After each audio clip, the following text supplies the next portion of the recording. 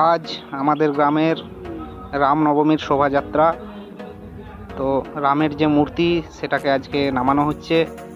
এই মূর্তি দিয়েই গোটা গ্রামটা আমাদের পরিদর্শন করা হয়।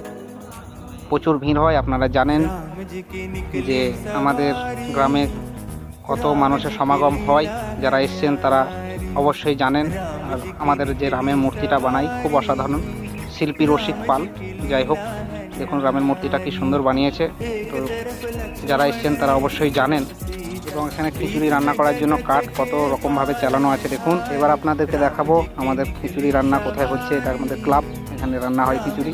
সব জায়গা থেকে কাটা আছে এবং একদিক থেকে রান্না চলছে। এখানে 22 থেকে 25 কড়াই আমাদের খিচুড়ি প্রত্যেক বছর রান্না হয়।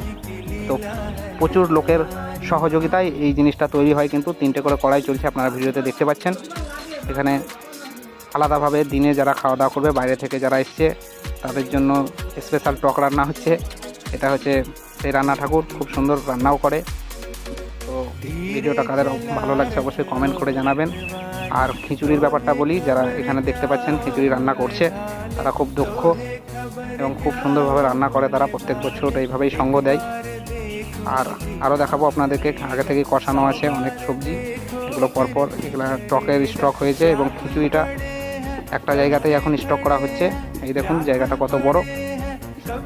তো অবশ্যই আপনারা আসবেন, এটা আমাদের বক্সের সেটআপ।